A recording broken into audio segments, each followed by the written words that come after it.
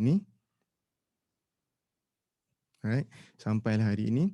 Dan saya kongsikan tentang Al-Quran, tentang bacaan Al-Quran, dan paling best adalah tadabbur. Apa yang Allah pesankan dekat dalam Al-Quran. Okey. So untuk itu, untuk hari ini saya lebih orang kata kita lebih kepada santai ataupun soal jawab, dan sebelum saya nak teruskan, boleh tak saya nak tahu kalau tentang rezeki, apa masalah kalian tentang rezeki tu?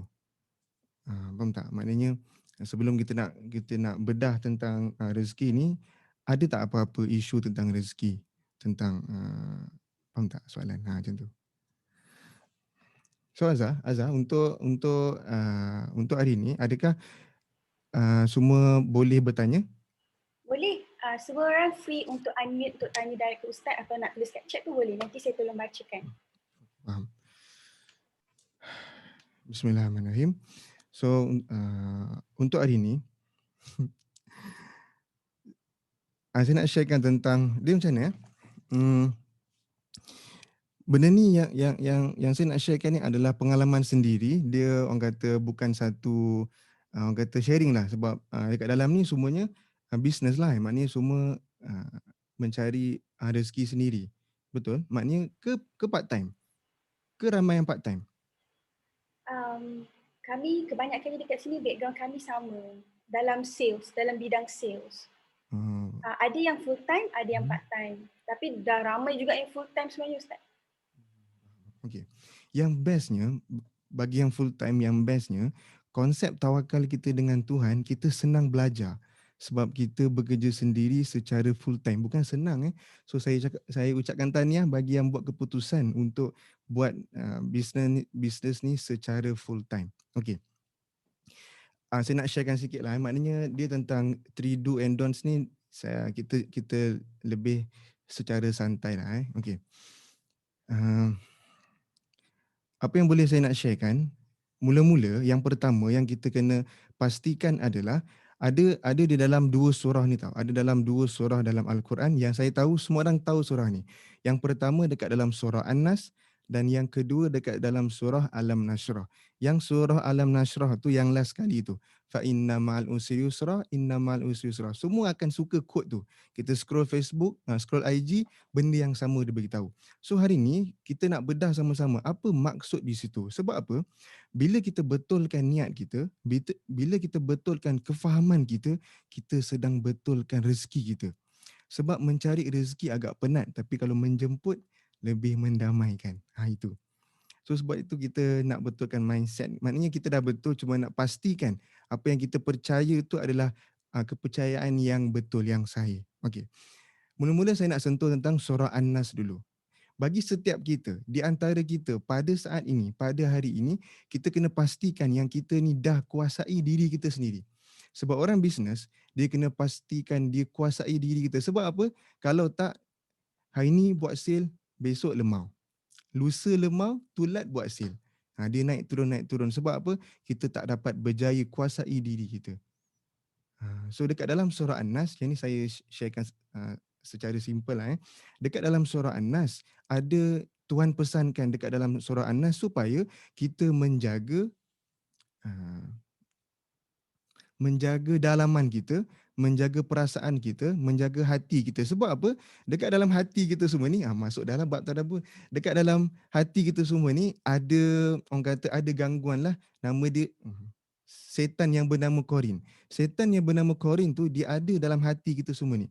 Dialah yang membuatkan kita kadang-kadang malas, kadang-kadang rajin. Tapi biasanya kalau setan tu dah kuasai diri kita, banyak malas daripada rajin. So untuk itu, kita kena pastikan kita kuasai diri kita untuk kita menundukkan setan tu. Faham tak? Saya takut juga nak masuk tadabbur ni. Boleh? Sangat boleh Ustaz. Okay. Ikut Ustaz. Okay, so untuk ni, untuk dalam surah An-Nas, kita kena pastikan yang kita baca surah An-Nas setiap malam, yang tu pertama. Yang kedua, kita kena biasakan baca Al-Quran walaupun sehari setengah muka. Untuk apa? Bukan Saya nak sharekan baca Quran ni dia bukan untuk pahala semata tau. Saya nak masukkan baca Quran ni untuk bisnes kita ni. Bermaksud bila kita biasa baca Al-Quran, kita berjaya melemahkan setan dekat dalam hati kita dan kita akan rajin setiap hari. Untuk rajin setiap hari susah weh. Word consistent tu susah. So kalau kita nak tahu betapa susah ataupun senang konsisten tu, cuba kita niatkan. Besok aku nak niat diet. Memang confirm rasa susah. So itu baru diet. Ini kan bisnes kita yang kita nak cari rezeki untuk kita dan juga untuk keluarga kita. So itu yang pertama yang sangat penting. Siapa yang berjaya kuasai formula yang pertama ni je yang saya sharekan, settle isu energi. Kita akan rasa rajin je sebab tak ada korin tu untuk buatkan kita tak ada mood, buatkan kita rasa berat, buatkan kita rasa dengki dengan orang lain. Ini semua adalah negative thoughts yang membuatkan kita kurang rajin untuk kita kejar hasil kita tu. So itu yang pertama dekat dalam surah An-Nas. Okey. So yang tu clear setakat ni? Macam mana nak kuasai tu yang saya sharekan tentang dua perkara tu. Yang pertama, kita baca surah An-Nas ni setiap malam, dan yang kedua adalah kita selalu baca Al-Quran walaupun setengah muka satu hari. So sebab itu mak ayah kita membebel supaya kita baca 3 kul setiap hari. Cuma kita tak tahu betapa pentingnya. Dan kalau saya nak masuk lagi deep lagi, kenapa setiap seminar yang seminar tu nama dia kenali diri, potensi diri mesti penuh. Sebab fakta dia ramai orang tak boleh kuasai diri dia sendiri. Itu fakta dia. Sebab apa? Sebab kita suka bandingkan diri kita dengan orang lain. Bila kita suka banding-bandingkan, kita akan mula hilang keyakinan diri dan jiwa kita akan mula rapuh. So untuk kita letakkan energi setiap hari untuk buat sale tu susah. Itu. So mula-mula tentang surah An-Nas. Okey. Azhar, untuk setakat ni ada soalan ataupun boleh saya teruskan? Ustaz, kalau dalam mencari rezeki ni tadi Ustaz cakap tanyahlah pada orang yang involvekan diri dia dengan sales kan Ustaz? Macam mana kalau pada orang yang tak buat sales tapi kerja makan gaji? Okey, maknanya okey, kalau yang itu pun maknanya bagus juga. Maknanya saya tak menidakkan mana-mana pekerjaan, cumanya yang bila kita buat full time tu dia macam kering lah. Sebab kalau tak ada sale, gaji tak ada, babe. So dia kering untuk pilih buat benda ni sepenuh masa. Bermaksud tawakal dia sangat kuat. Sangat kuat tawakal dia. So itulah. So nak kata kalau makan gaji tu sangat bagus juga sebab dia kerja dekat company yang besar dan company tu membantu ramai orang. So dia termasuk untuk memudahkan ramai orang. So maknanya bagus je. Dua-dua pun bagus sebenarnya. Macam tu. Yang saya tekankan konsep tawakal.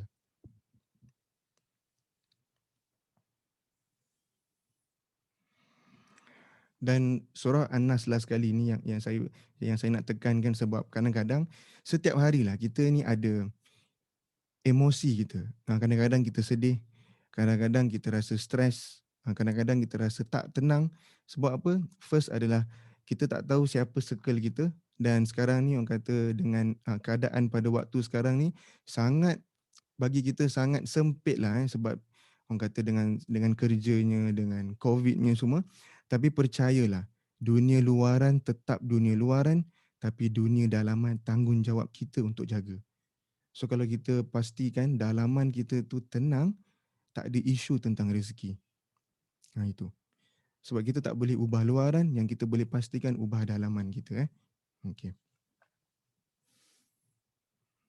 Ya, Zah, ada persoalan tentang surah An-Nas daripada peserta ataupun kita boleh teruskan?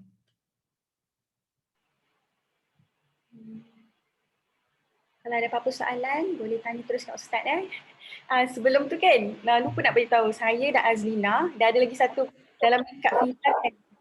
Kami ni merupakan student Hafiz untuk tadabbur saya, Azlina dan Kak Fida. So Kak Fida pada dalam ni juga. Kalau kalau ada sesiapa yang ingin mengetahui lebih lanjut tentang tadabbur, boleh direct ke Ustaz.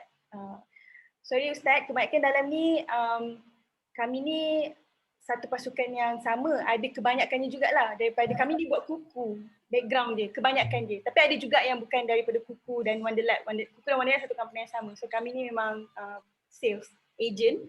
Tapi ada yang juga bukan yang buat sales, ada juga yang dari luar, maksudnya yang join kelas ni. Sebab kami buka pada public juga. So sebenarnya memang ada banyak sangat soalan nak tanya dengan Ustaz. Kan Ustaz cakap tadi kalau dalam bidang sales ni, maksudnya dalam bidang mencari rezeki ni kan kita kena tawakal tu sangat tinggi kan Ustaz. Lepas tu kan Ustaz cakap, Ustaz nak sharekan yang tentang 3 do's and don'ts tentang formula rezeki tu. Dan sebenarnya saya tertarik dengan satu ayat ni yang Allah tidak akan ubah nasib suatu kaum tu selagi dia tak mengubah sendiri nasib ni. So boleh ke Ustaz uraikan? Okey, mula-mula kita pergi dululah dekat yang 3 do tu kan. So sekarang saya nak sharekan 3 perkara yang kita perlu tahu, yang perlu kita buat untuk kita tentang rezeki lah sebab saya sangat suka belajar rezeki lebih kepada menjemput. Contoh kalau saya punya rezeki stuck, saya takkan tengok apa yang saya buat sekarang. Saya akan tengok apa amalan saya yang perlu saya baiki. So itu saya. Daripada 2013 sampai sekarang, kalau stuck je rezeki bermaksud bukan luaran kita tapi dalaman kita. Sama ada kita dengan pasangan kita ke, kita dengan solat kita ke, kita dengan zikir kita ke. So saya akan suka baiki diri kita sebab saya lebih suka menjemput daripada mencari. Okey. So untuk itu, ada 3 perkara yang saya nak sharekan untuk kita menjemput rezeki. Maknanya dia bukan macam mana? Dia bukan macam ceramah sangat tau. Ni kita macam sedang betulkan apa yang kita dah tahu. Itu. Alright. Yang pertama adalah niat. Niat nampak macam simple, tapi niat inilah membuatkan rezeki gitu tu sikit ke banyak, luas ke sempit. Contoh kan, dulu masa saya masa saya mula-mula nak jual online saya dulu masa 2013 2014 macam tu, saya dulu adalah jual-jual barang sikit dekat IG. Masa dulu IG kalau kita follow orang, dia cakap thank you tau. Kalau kita jual produk yang bagus. Itu dulu 2013, lama dah. Okey, pada waktu dulu masa saya jual orang kata bisnes lah sebab saya memang dibesarkan dalam keluarga yang bisnes. Ayah saya jual used car, dia used car. So saya memang dibesarkan dengan pendidikan bisnes lah oleh ayah saya. Okey.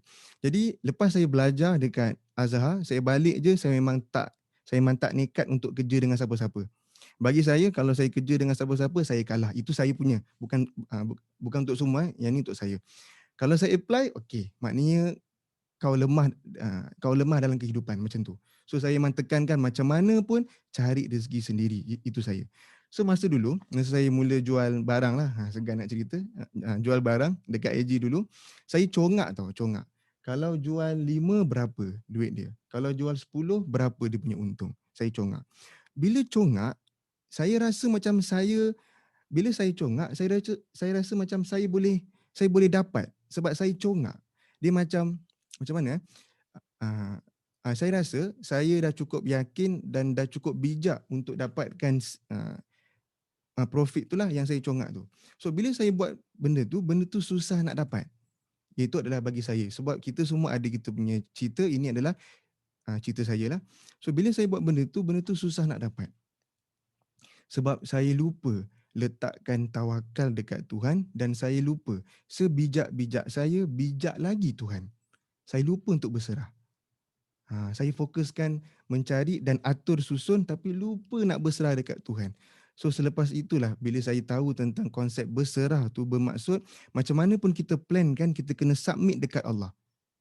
Ya Allah, ini plan saya ya Allah. Untuk itu apa pun yang saya plankan ini, saya tak tahu apa-apa. Saya serahkan ini padamu ya Allah.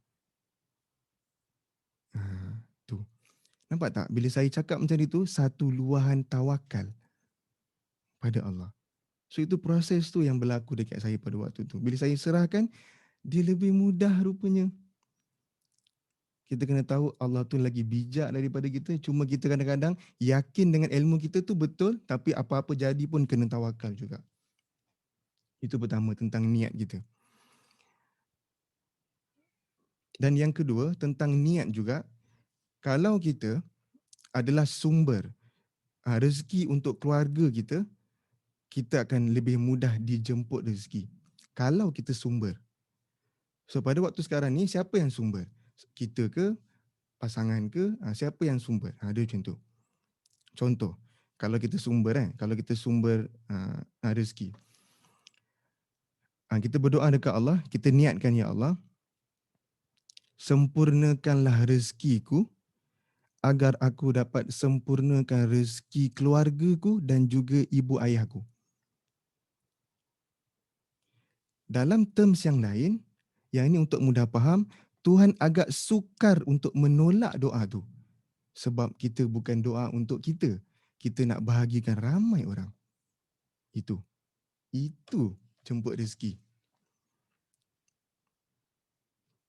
Sebab tu kadang-kadang kalau kita ada isu keluarga, sama ada pasangan ataupun kadang-kadang ada orang kata ada yang bergaduh keluarga tau, sebab dia macam menyalahkan adik ke abang ke yang bagi duit dekat mak ayah dia tu kurang ke apa. Kan kadang-kadang ada isu gaduh macam ni. Sebab kadang adik tak bagi, abang tak bagi, asyik kita je bagi duit kat mak ayah. Macam tu.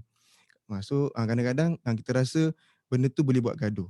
Dan lagi satu, kadang-kadang benda ni boleh buat gaduh bila mana bila adik-beradik untuk jaga mak ayah tu diorang bergaduh. Maknanya diorang tak nak dan diorang suka letakkan dekat kita contoh. So kita pun cakap asyik Along je yang jaga. Cuba adik jaga pula, cuba adik pula bagi duit, macam tu. Kan ada kadang-kadang kalau ada, hapuskan semua tu, kita minta dekat Allah untuk pilih kita sebagai sumber rezeki untuk semua. Nampak betapa teguhnya doa tu. So kita dah tak payah mengharap adik kita tak nak kasih pun tak apa, it's okay.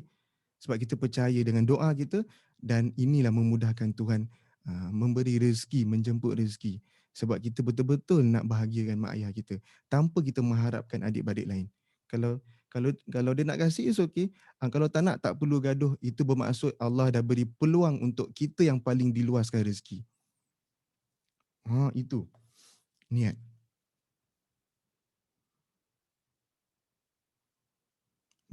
Boleh faham setakat ni? Kadang saya cakap kalau ada tak faham tanya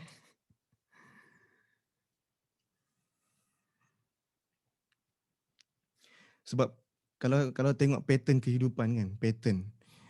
Sebab saya mengajar Quran, saya dulu mengajar ke rumah orang kan. Yalah dulu ustaz-ustaz yang buat macam tu, ke rumah orang. Pattern yang saya nampak, semua orang yang sukses, semua dekat rumah dia ada ibu dia. Itu yang saya nampak pattern kehidupan. Sebab apa? Sebab dia jaga syurga. Kan kita ni semua syurga. Ibu-ibu ni kan semua syurga. Kita pula. Yalah kita lah kan. Begitu. Okey. Boleh saya teruskan, Azhar? Boleh Ustaz. Okey. Yang itu pertama niat. Yang kedua ikhlas. Ikhlas ni ada dua konsep. Yang pertama, bila kita bisnes, bila kita cari sale, contohlah sale kita masa mula-mula dia macam sedu sikit lah. Ada seorang, dua orang, memang sakit lah kan. Tapi bila Tuhan beri seorang, dua orang tu sebenarnya Tuhan nak tengok kau ikhlas ke tak ikhlas dengan rezeki aku kasih ni. Satu pun rezeki, babe. Dua pun rezeki. Walaupun satu, ikhlas betul-betul. Ikhlas tu maksudnya apa? Walaupun dia seorang je yang beli dekat kita, kita ikhlas dengan dia betul-betul. Jaga dia betul-betul. Sebab customer ni tahu, kita tanya sebab care ataupun tanya sebab betul-betul ikhlas. Dia tahu Bila customer ni tahu kita tanya sebab ikhlas, siap. Nama kita akan tersebar dekat grup-grup WhatsApp lain. Itu. Key dia ikhlas. Walaupun seorang, layan dia betul-betul. Kita cuba untuk jawab soalan-soalan ni semua walaupun dia seorang. Sebab Tuhan sedang tengok kat kita. Kalau aku bagi satu, bersyukur tak hari ni? Tu ikhlas. Yang pertama. Yang kedua, ikhlas dalam memberi rezeki. Ikhlas dalam memberi rezeki ni, kan biasa kalau kita dengar, nak murah rezeki kan sedekah. Cuma dekat sini saya nak tekankan, nak murah rezeki betul sedekah. Tapi sedekah yang ikhlas semata-mata untuk Allah. Walaupun betul kita nak sedekah tu untuk Allah murahkan rezeki, tak salah. Tapi saya nak tekankan yang lebih deep, yang lebih tepat. Ya Allah, aku sedekah ni untuk ikhlas semata-mata untuk-Mu, Ya Allah. Cukup. Allah nak luaskan kita punya rezeki, bonus. Kalau tak pun tak apa, sebab kita buat ikhlas untuk Allah. Dan Allah takkan sia-siakan hamba dia yang ikhlas. Itu.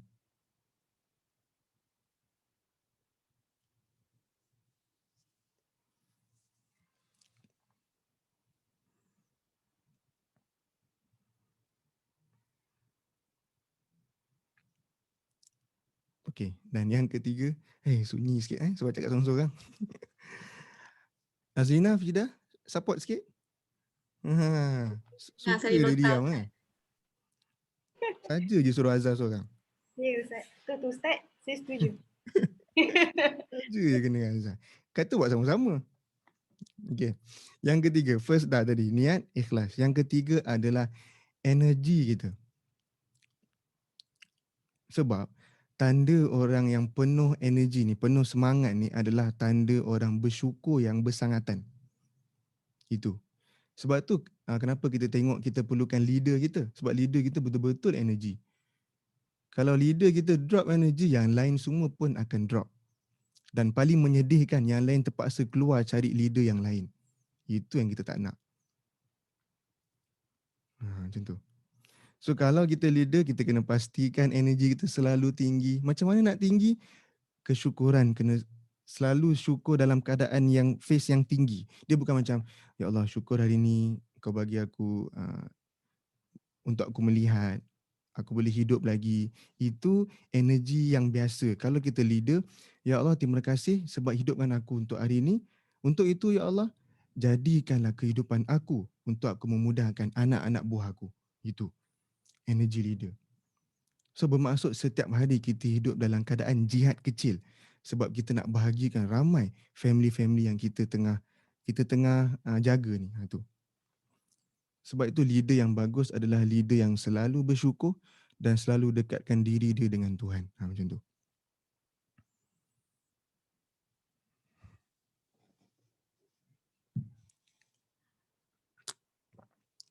Okey, itu tentang 3 do tu. So saya stop kat situ dulu. Kita tengok soalan.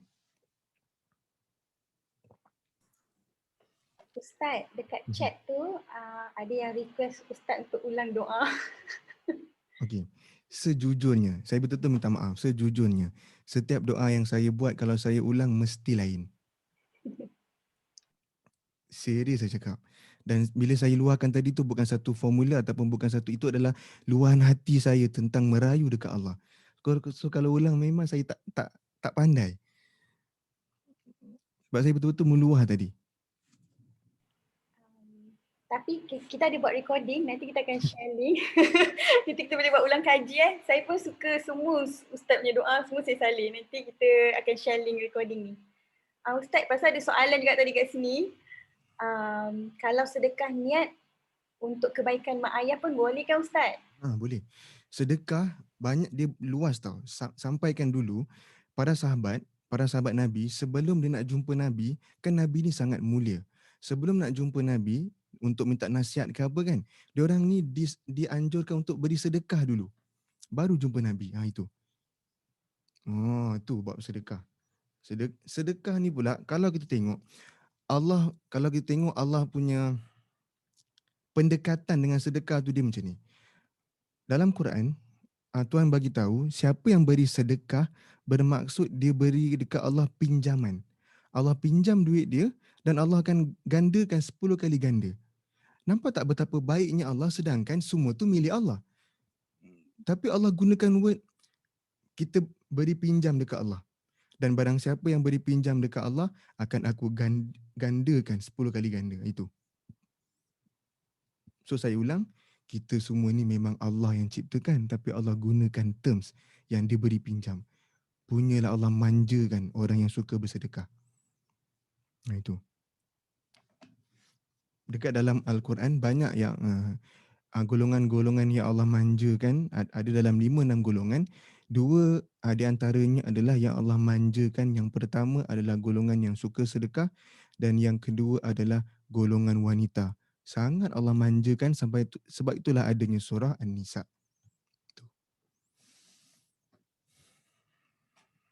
Soalan lain?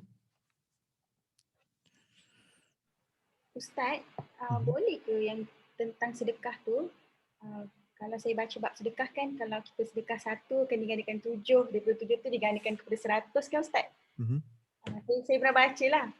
Lepas tu kan, pernah juga satu part tu saya kira. Lepas tu saya macam mengharap kat mana 700. Dan saya tanya je, so boleh ke macam tu Ustaz? Okey. Benda yang Azhar buat tu dulu memang para sahabat dulu buat. Contoh kalau dia bagi kalau dia bagi 1 karipap, dia akan tunggu 10 karipap akan datang. Macam tu.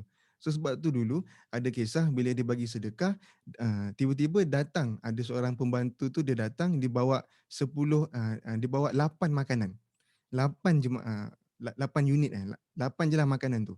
So bila dia tengok 8, dia cakap, betul ke ini untuk aku? Saya rasa kamu dah hantar dekat salah alamat. Sebab apa? Sebab masa saya sedekah tadi, balasan yang Allah berikan 10, tapi ni 8 je. So bermaksud 8 ni bukan untuk saya. Tu. Lepas tu yang bawa makanan tu cakap apa? Sebenarnya 10, masa saya bawa tu saya lapar, saya makan 2. Macam tu. So nak katakan dulu kita boleh kira lah. So sekarang keimanan kita dengan para sahabat sangat berbeza. So dia berbezalah juga. Tapi pasti digandakan tu memang janji Tuhan, cumanya cara yang berbeza. Itu. Faham. Sekejap saya bacakan Ustaz Hmm. Check dekat sini Sekejap. Sekejap. Apa ni?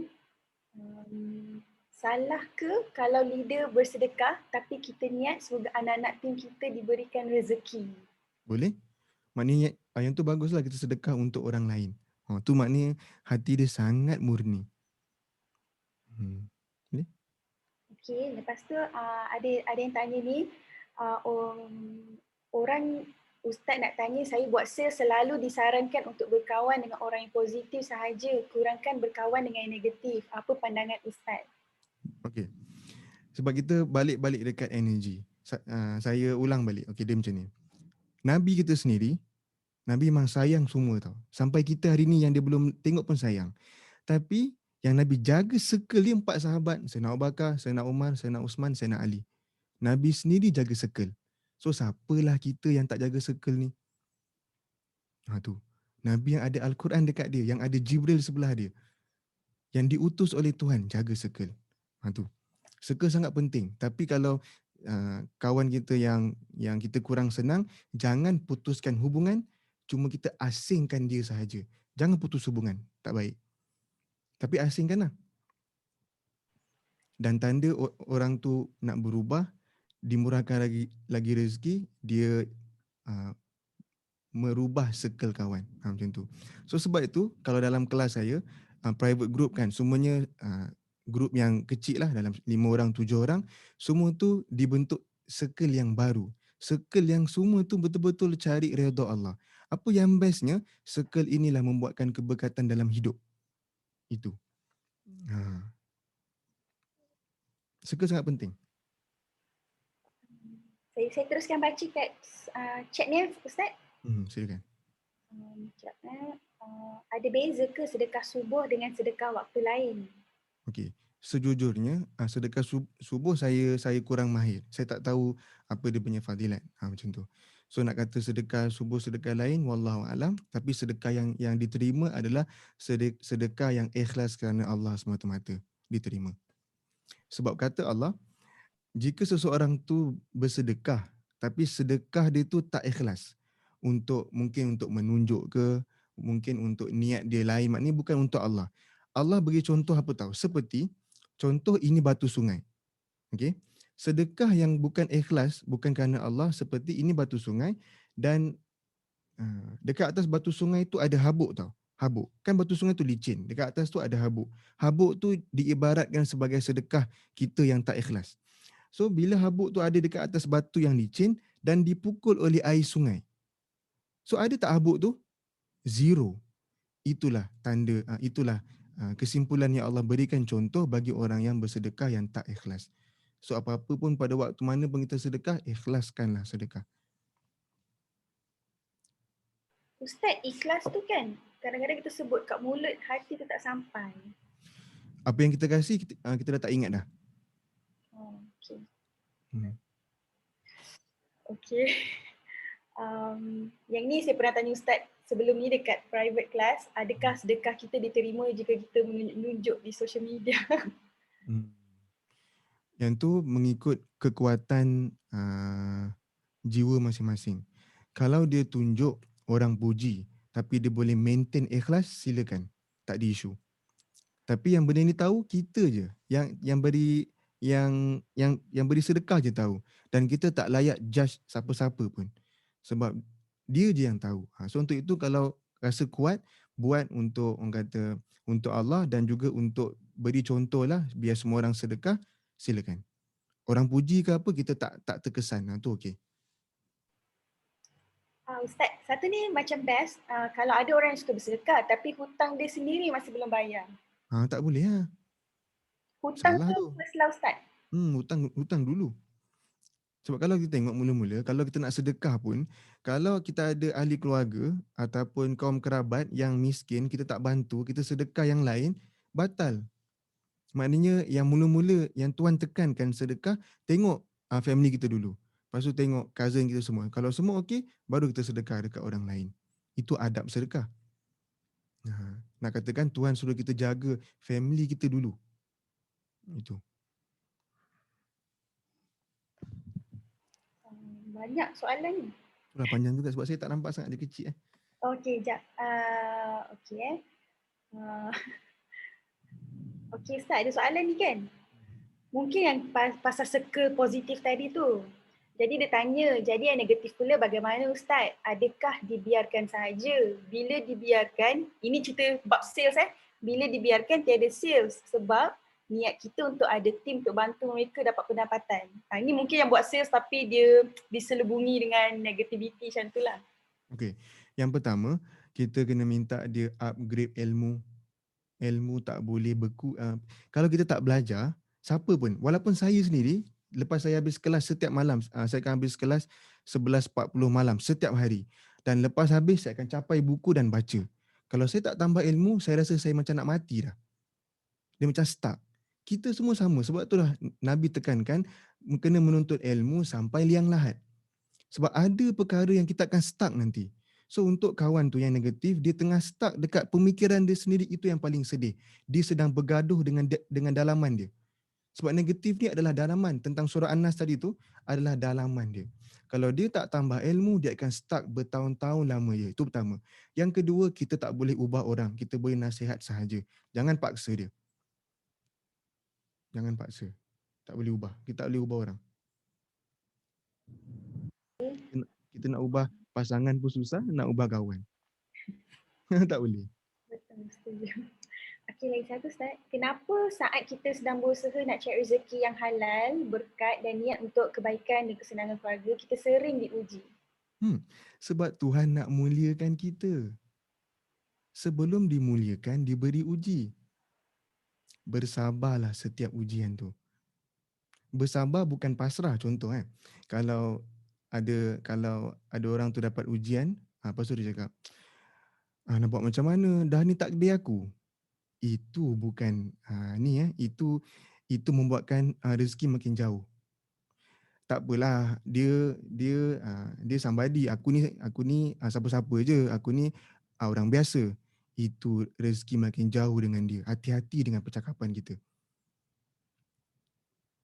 So bila dapat ujian, ya Allah, aku redha dengan apa yang kau beri ni ya Allah, Untuk itu, tukarkanlah kesedihanku kepada kegembiraan, tukarkanlah susahku kepada kesenangan.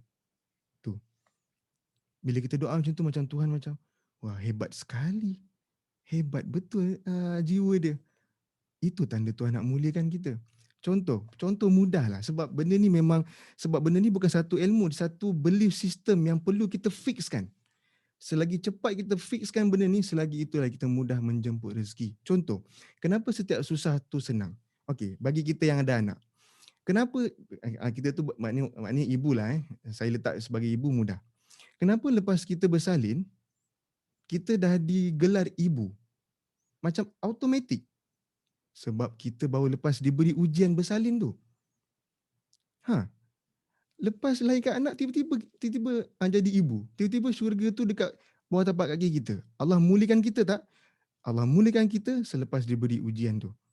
Melahirkan anak tu. Itulah tanda konsep Allah nak muliakan kita, Allah beri kita uji. Untuk itu, bila kita dapat ujian, kena bersabar yang baik. Bersabar yang baik bermaksud kita kena bersangka baik di atas setiap ujian. Itu.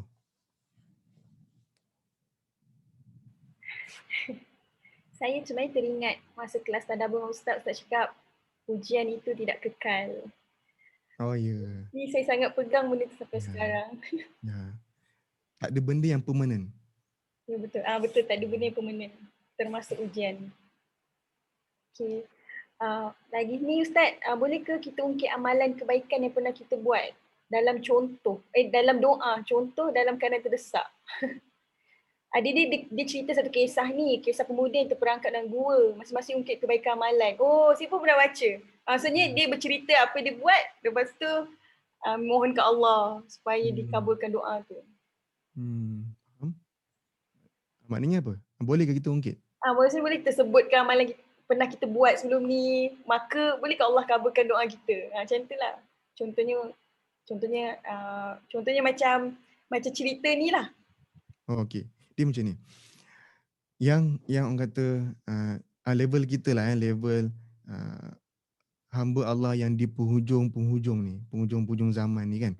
Yang ditekankan macam mana untuk berdoa, kita kena tengok surah Duha. Surah Duha, Allah minta kita meluahkan apa pun yang Allah dah berikan. Kita kena list down apa pun yang Allah dah berikan kita tentang kesyukuran tu. Lepas kita luahkan kesyukuran, baru kita berdoa. Itu cantik. Dia bukan mengungkit lah macam tu. Kalau mengungkit, kalau iman tak utuh, dia akan jadi macam satu, sebab kita macam paksa Tuhan. So sebab kita tak nak paksa, Tuhan tu tetap Tuhan.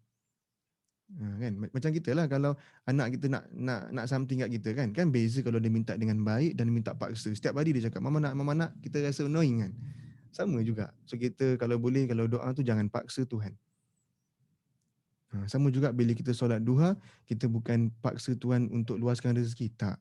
Kita solat duha sebab kita nak beritahu, ya Allah, aku bersyukur dengan apa yang telah Engkau berikan. Telah Engkau berikan. Sebab itulah aku solat duha.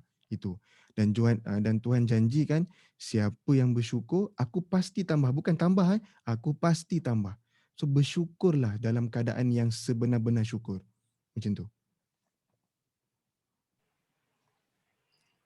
Okay. Ustaz, tadi kan Ustaz cakap kalau kita berhutang, saya tekan hutang dulu baru start sedekah kan? Ni ada satu tanya ni, dia maksudnya ini contohlah berhutang dengan parent tapi nak bagi sedekah.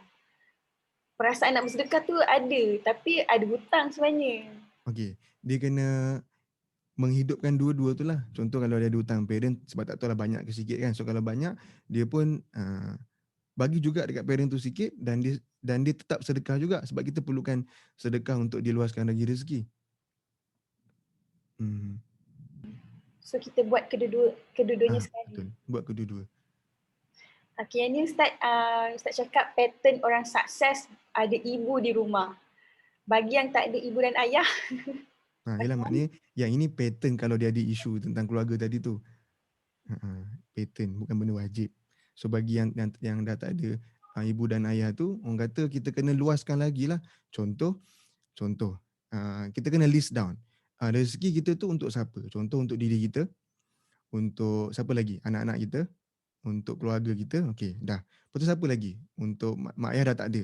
So kalau dah tak ada, kita list lagi untuk anak yatim, untuk anak-anak tahfiz, kita list down kan, supaya nak beritahu dekat Allah betapa seriusnya rezeki yang Allah berikan ni nak buat untuk dia orang. Macam tu. Ha. Sebab Tuhan akan berikan mengikut kemampuan kita.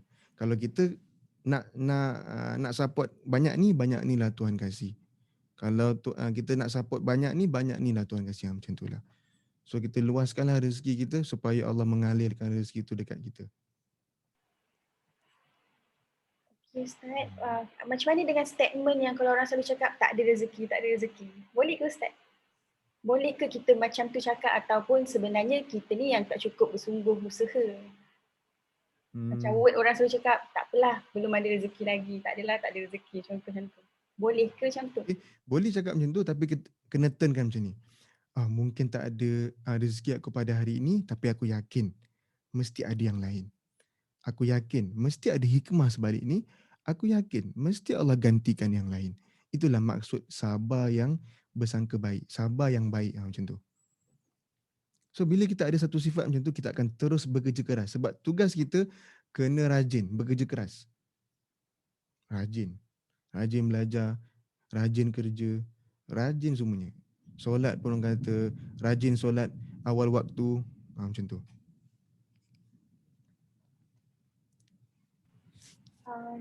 Ustaz perasan tak kalau dekat Facebook kan, kalau kita start bersedekah, Facebook lalui Facebook, saya pun perasan juga benda ni, Facebook dengan Instagram, nanti akan banyak lagi yayasan yang masuk untuk minta diderma.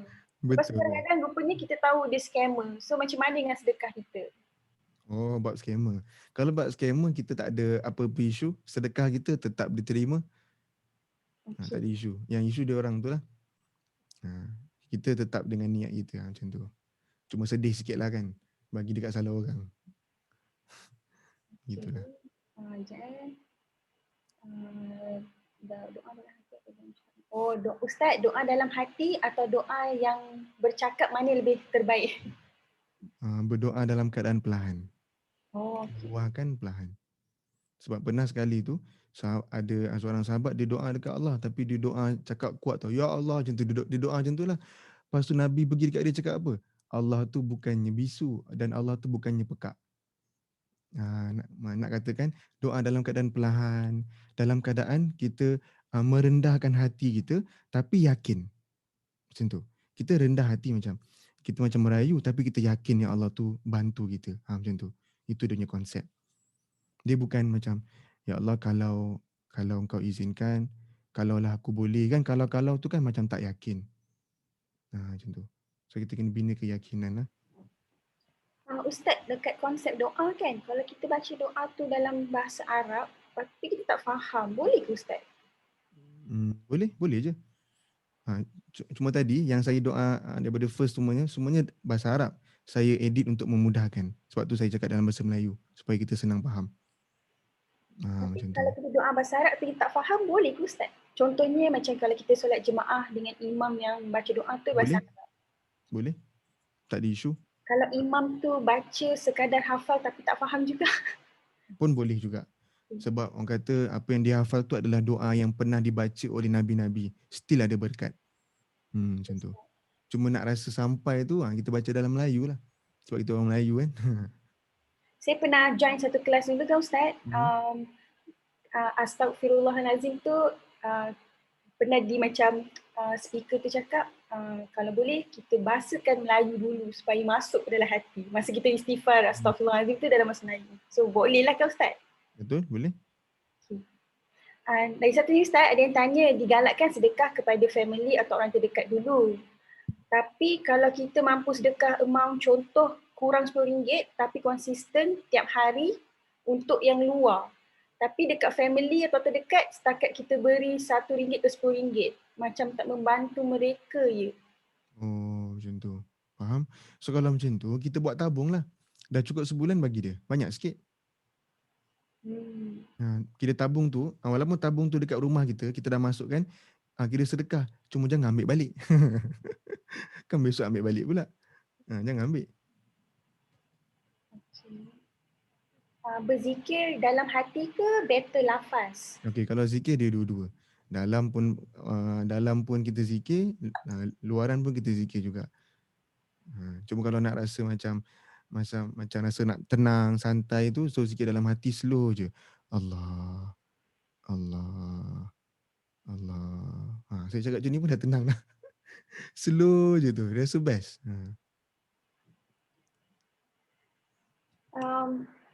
Ustaz, ni saya cerita dululah. Saya pernah Ustaz macam memberi sambil menangis sebab rasa Kenapa? macam habis duit tu.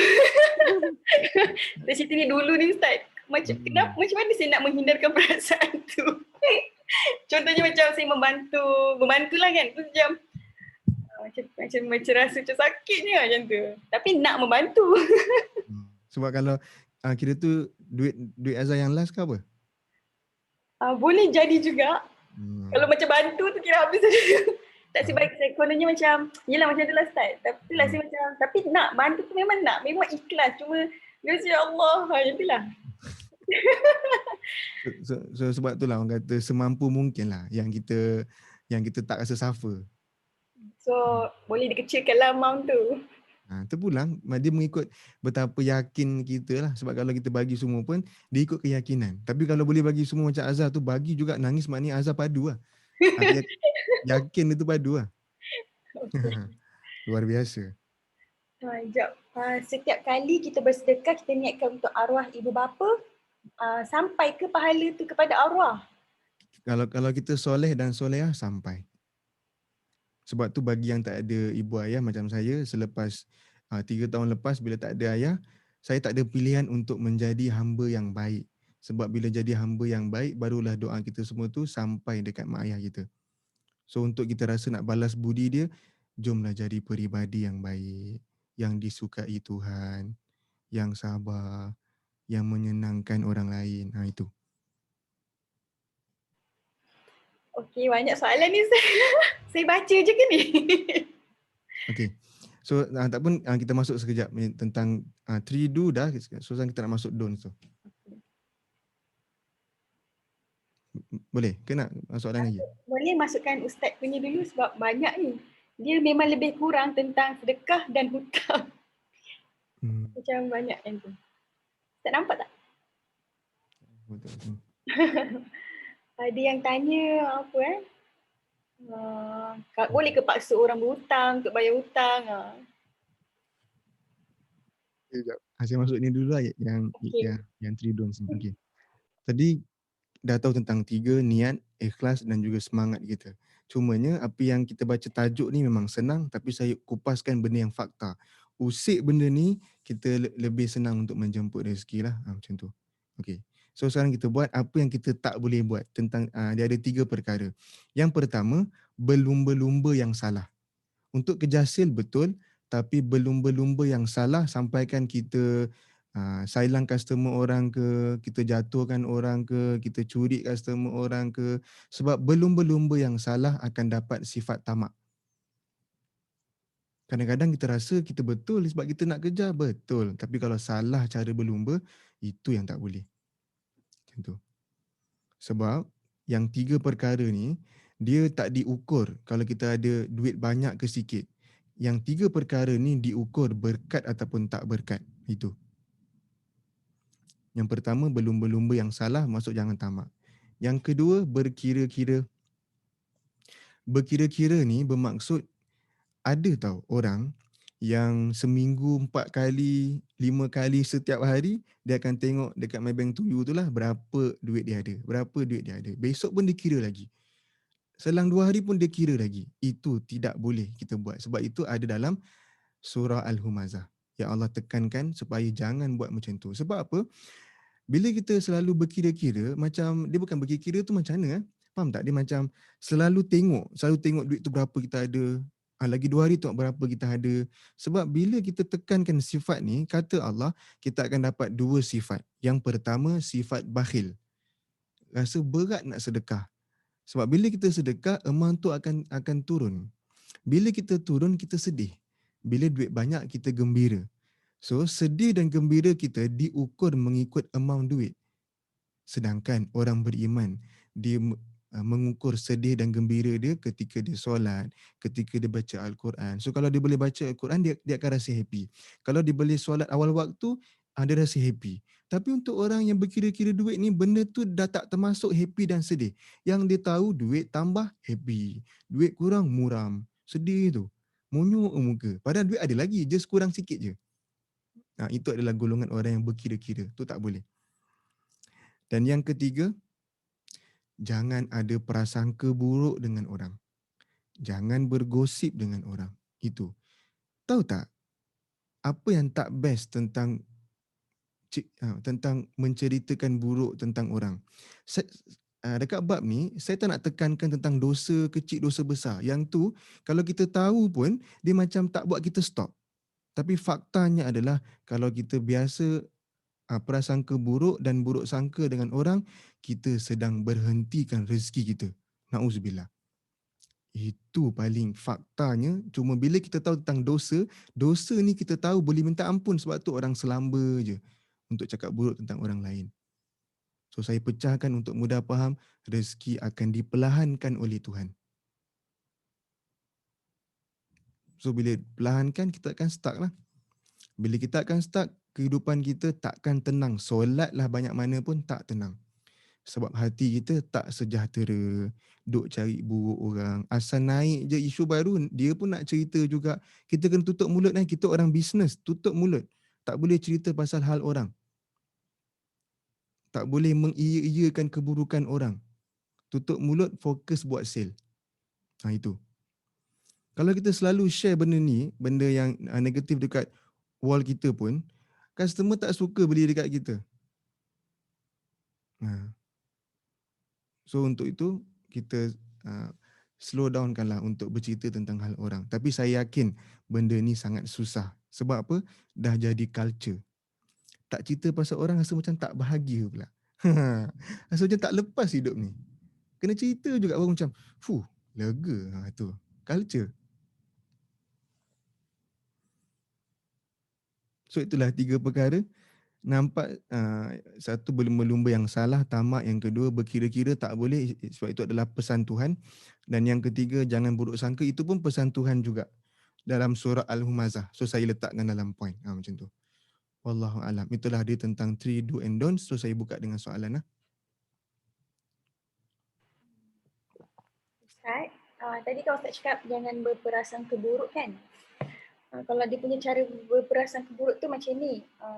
Kalau aku buat ni kan, apa dia fikir pasal aku? Macam tu, prasangka buruk tak Ustaz? Maksudnya dia buat sesuatu tu, ataupun dia selalu fikir macam apa orang tu fikir tentang dia. Oh, tu maksud overthinking kan? Ya kot. Dia maksudnya orang macam ni, kita fikir apa yang orang fikir je tentang kita macam tu. Okay, kalau kita fikir apa yang orang fikir kat kita, memang tak habis. So tugas kita just jadi baik je. Buat je benda yang betul, buat je benda yang baik. Sebab kita tak boleh menghalang negatif orang. Takkan boleh. So kita, maknanya kita tukar fokus lah. Tak payah fokuskan ke situ. Penat nanti fokus situ. Sebab tu apa, dia punya term seorang bisnes ni kena jiwa kental. Tu. Kau nak cakap apa, itu hal kau. Macam tu lah kan. Orang bisnes kena kental weh. Kalau banyak drama dalam ni, susah buat sale. Apa yang berlaku kena terus asingkan, letak tepi, terus. Semangat betul saya. Macam tu lah. Yang saya nak sharekan semangat tu lah. Macam tu. Dia ganggu. Nak tanya boleh? Silakan. Saya Najihan. Saya nak tanya, okay, if let's say kita ada customer tapi kita dah deal lah dengan dia, tapi end up dia kata okay, tak apalah, saya tak jadi. Benda ni macam boleh katakan kerap juga berlaku dekat every business kan. Apa yang patut kita lakukan actually? I mean for ourselves lah, tadi Ustaz ada mention diri kita yang kita boleh ubah. Orang keliling tak boleh, betul tak? So sekarang apa yang patut kita terapkan pada diri kita, macam ni kita nak control that situation yang customer reject atau customer cancel last minute, dia dah deal habis-habis cantik dah ni, kita pun dah ikhlas hati dah tolong dia, tapi end up dia kata sorry tak jadi. what should we do? Apa yang perlu, macam mana kita nak handle that situation? Okay, Thank saya faham. you. Bila dia kata sorry tu dia macam zaz, tercalar gitu kan. Penat aku cerita je kat kau ni kan. Okay. Yang pertama, okay contoh, kalau saya beli dekat Najia, apa yang Najia akan respon mula-mula? Contohlah saya PM. So apa yang akan Najia buat? Boleh share? Contohlah, okay, saya jual brownies lah. Orang akan tanya apa jenis brownies, berapa harga brownies. So saya akan terus lagi Harga. Harga, poster, terus hantar poster. Okay, jenis dengan gambar, dengan harga semua saya dah lengkapkan terus kat situ. So saya terus pass je benda tu. Okay, maknanya first adalah gambar brownies dengan dia punya harga. Macam ni ada orang tak? Tanya lah. Okay, macam ni ada tak macam letak bahan-bahan dia ke apa ke? Bahan-bahan, maksudnya saya... Okay, dia macam ni. Okay, dia macam ni. Point dia adalah, kadang-kadang, bila orang tanya, dia lari kadang-kadang, mula kena tengok silap kita dululah kan, apa-apa silap kita. Mungkin kita kurang bagi dia value, bagi value dekat dia. Contoh value, contoh macam Najia buat brownies kan. So dalam brownies tu apa yang mungkin butter, tatura ke yang mahal sikit, mungkin ada yang benda yang sihat. So kita bagi tahu the value kita punya brownies. Baru masuk harga. So bila orang tahu value, orang dah tak tengok harga.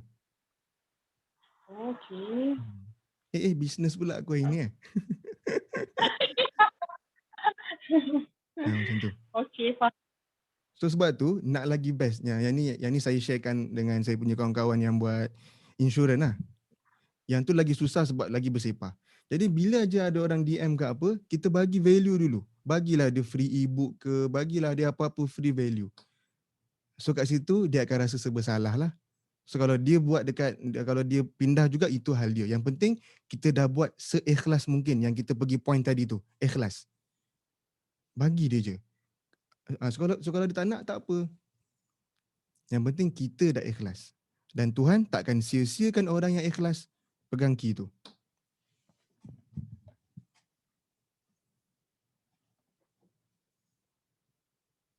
Sebab saya ada kawan yang jual brownies paling mahal dekat market. Dan sale dia tak pernah stop.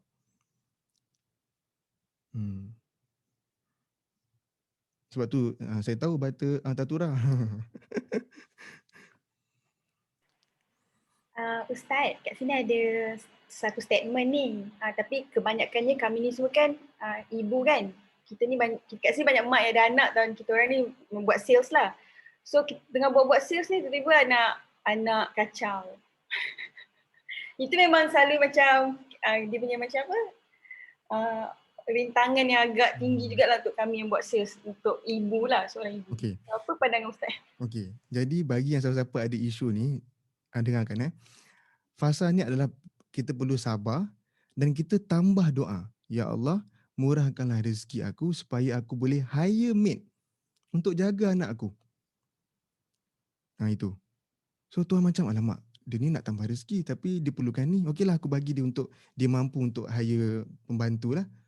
So tadi isu dah tentang anak. Tapi bersabarlah dulu untuk proses tu. Jadi bila anak tu kacau kita macam senyum. Tak apa. Benda ni tak lama. Nanti mesti Allah mudahkan untuk aku. Macam tu lah. So kita dah mula bersangka baik dan kurang stres tu.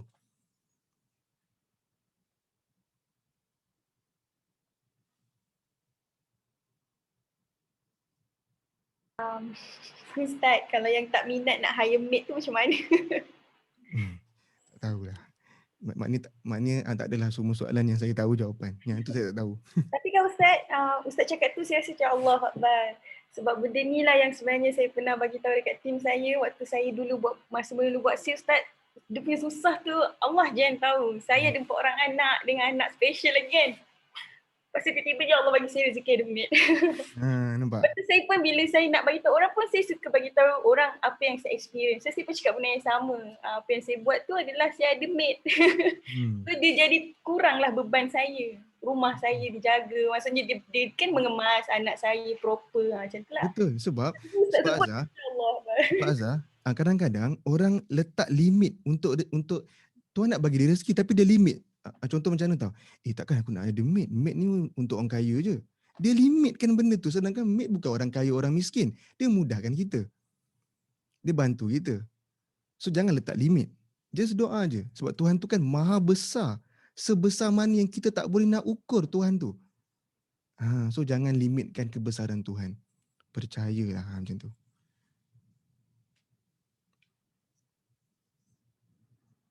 Boleh juga macam berkongsi rezeki kan Ustaz? Bila kita hire maid kan, kita berkongsi lah rezeki tu dengan maid. Betul. So kita niatkan jugalah berkongsi rezeki. Supaya bila dapatnya maid tu, kita tak adalah bagi gaji macam murah sangat. Kita bagi dia macam selesa lah untuk dia. Itu. Okay.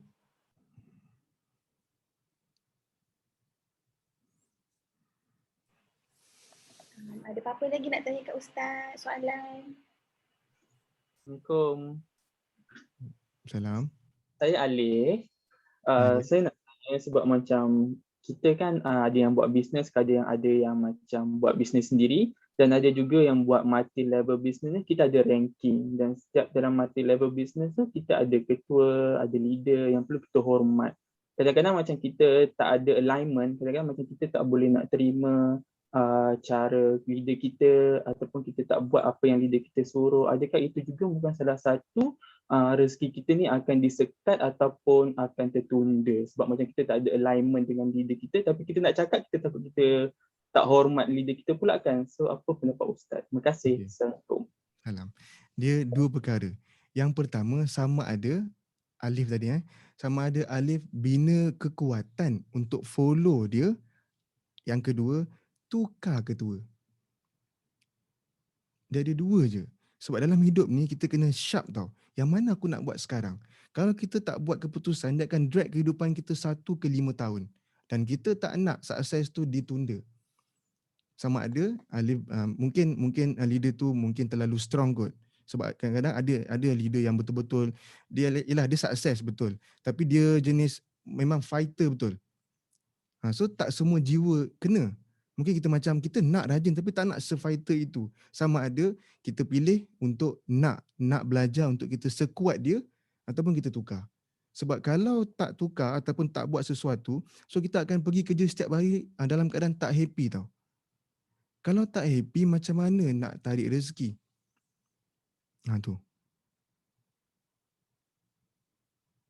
So pilihan di tangan Alif sekarang ni.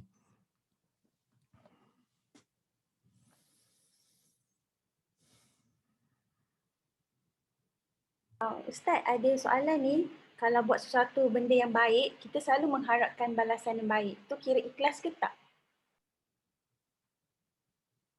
Boleh masuk ikhlas. Cuma dia boleh masuk ikhlas. Nak lebih cantik, kita link dulu dengan Tuhan lah. Macam tu. Buatnya semua untuk Engkau, ya Allah. Semoga Engkau tersenyum dengan kebaikan aku. Semoga Kau suka aku, ya Allah. So kalau Tuhan suka, that's it. Itu. Tuhan suka, that's it. Okay. So mungkin last kot. Azhar, ada lagi soalan? Ke tak ada dah? Assalamualaikum Ustaz. Salam. Okay, kita nak tanya, macam Ustaz cakap tadi, kita kena bina kekuatan kan? Kena bina untuk kita jadi yakin yang rezeki tu Allah akan bagi di masa depan. Selain daripada yang Ustaz dah ulah tadi, kita kena kuatkan dalaman, kena perbanyakkan macam surah Fadilat, surah An-Nas dan juga bersedekah. Ada tak selain daripada tu tip-tips yang boleh kita amalkan untuk kita sentiasa jadi orang yang kuat Ustaz? Kalau amalan ada dua. Satu, solat duha 4 rakaat. Lagi satu, baca surah Al-Waqiah. Itu amalan.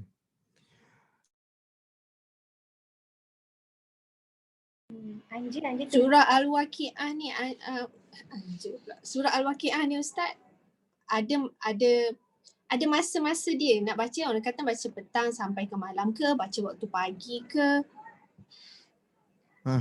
Petang. Lepas asar tu. Kalau macam tu. Macam dulu saya ada mengajar dekat rumah, adalah salah seorang selebriti ni, dia sangat kaya, dia macam number one jugalah kat Malaysia. Amalan dia adalah baca Al-Waqiah setiap lepas maghrib. Tu secret dia. Sebab kadang-kadang kita tengok orang-orang sukses ni kan dekat media sosial lah yang betul-betul sukses, luaran dia tunjuk macam wah tau, macam biasa-biasa je.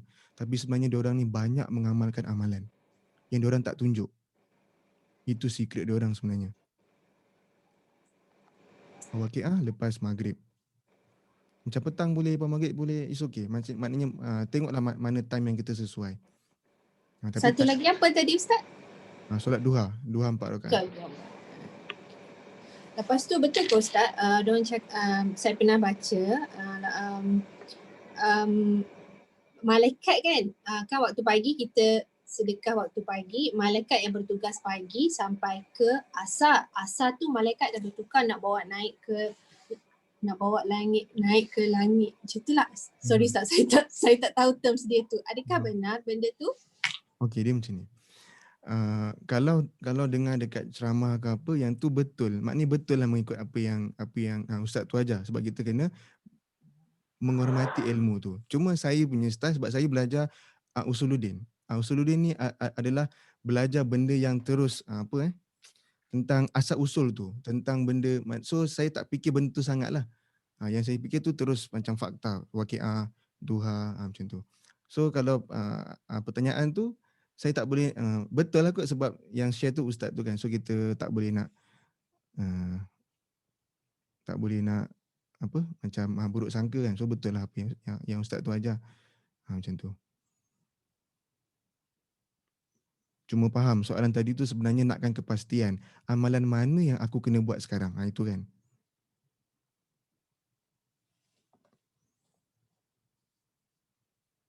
Okay. Alright, ada lagi? Kita tutup dah, Azhar? Ustaz, saya nak tanya, macam tadi Ustaz kata don'ts tu yang nombor 3, jangan memburukkan orang, jangan cerita pasal orang kan. Macam mana kalau kita adalah subjeknya, maksudnya contohnya orang bercakap buruk pasal kita. So macam kita ni pula nak kena buat apa dekat orang yang berkata pasal kita tu? Memang stres kan? Apa dia? Maknanya apa yang kita nak jawab dekat dia? Apa yang kita, macam mana, maksudnya apa kita nak jawab atau apa tindakan kita, macam bila kita mendiamkan diri, dia orang kata tu salah lah tu, dia dah salah lah tu, dia macam tu tau. Okey, kalau yang kita deal tu, kalau kita tahu orang, sebab dia ada dua jenis orang. Kalau orang tu jenis bijak ni bermaksud dia berjiwa besar, dia boleh dengar apa pun pendapat kita. Kalau orang yang tak bijak yang kita nak deal tu, kalau tak bijak, kalau kita cerita apa pun dia takkan percaya ataupun takkan setuju. So kita tengok siapa yang kita berhadap sekarang tu. Kalau dia tak bijak, tak payah cakap apa, just diam je. Dan kalau dia jenis orang yang bijak, kita cuba cerita dalam keadaan baik lah. So kalau dia, bila kita dah cerita, dia still berpegang dengan pendapat dia, itu urusan dia. Key dia kena tetap kuat. Benda ni kena kuat ni sis. Maksudnya kita selepas daripada tu kita dengan dia macam mana? Maksudnya kita just teruskan kehidupan macam biasa. I mean, your life is your life, my life is my life ke? Atau kita masih lagi macam mana silaturahim tu nak tahu kat situ? Okay. Bermaksud kita jangan putuskan hubungan, tapi kita asingkanlah. Contoh. Ada kawan yang kita boleh ajak masuk rumah sampai dekat pagar. Ada kawan yang kita boleh ajak masuk rumah sampai dekat hall. Ada kawan yang kita boleh ajak sampai kat dapur kan.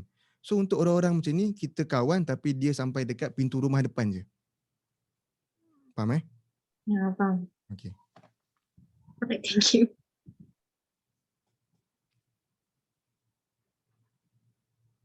Okay Zah, pukul 4 saya di kelas. Boleh terima lagi soalan ke Ustaz? Last. Oh last. Okay, ada siapa nak direct tanya Ustaz, boleh unmute. Kalau tidak, saya akan ambil soalan dekat chat. Ada satu soalan ni Ustaz. Ustaz, apa langkah pertama untuk kita kukuhkan lagi belief sistem kita dan amalan yang kita boleh buat untuk kita kukuhkan lagi belief sistem? Langkah pertama dan amalan. Langkah pertama, apa yang berlaku dalam hidup kita kena bersangka baik. Dan yang kedua, kita kena maafkan semua orang, jangan ada dendam walaupun seorang pun dalam hati kita. Bila dua ni kita dah buat, Allah akan berikan pintu-pintu lain. Itu. Allahu a'lam. Terima kasih untuk petang ni.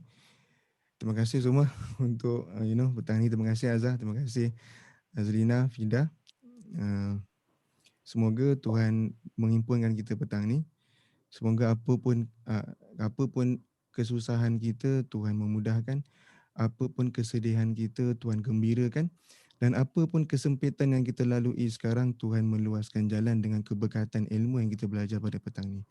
Untuk itu kita berdoa dekat Allah supaya Allah bantu kita untuk menjadi peribadi yang anggun, yang baik, yang bercakap pun baik, yang membalas perkataan orang dengan baik, yang memaafkan semua orang, supaya kita selalu hidup dalam keadaan saling rasa cinta dan dicintai. Itulah ketenangan yang abadi. Wallahu a'lam. Okay, masih banyak-banyak Ustaz Hafiz Kamal. Terima kasih Ustaz. Terima kasih Ustaz. Terima kasih Ustaz. Pasti kalau kita nak jumpa Ustaz lagi untuk beri nasihat, semangat, boleh lagi ke Ustaz? Sebab kat sini tulis tak puas. Kami pun tak pernah puas dengan Ustaz punya kelas. Selalu doa kalau boleh hari-hari. Ada ke Azlina dengan Kak Fida nak memberi kata sepatah dua? Azlina ada nak cakap apa-apa sebelum kita end kan? Azlina Ustaz, dia pemalu. Azlina nak cakap. Azlina di belakang tabir dia sangat kuat. Tapi bila suruh cakap dia segan. Kak Fida ada nak cakap apa-apa? Tak ada apa. Terima kasih kepada Ustaz sudi berkongsi dengan kita pada petang ini dan semoga kita semua dapat manfaat lah. Dan semoga kita boleh jumpa di sesi akan datang ya Ustaz. Thank you so much dan terima kasih juga pada semua yang join. Semoga kita terus diberkati. Ya, Mariam. Itu saja. Ustaz, terima kasih semua. Assalamualaikum. Habis?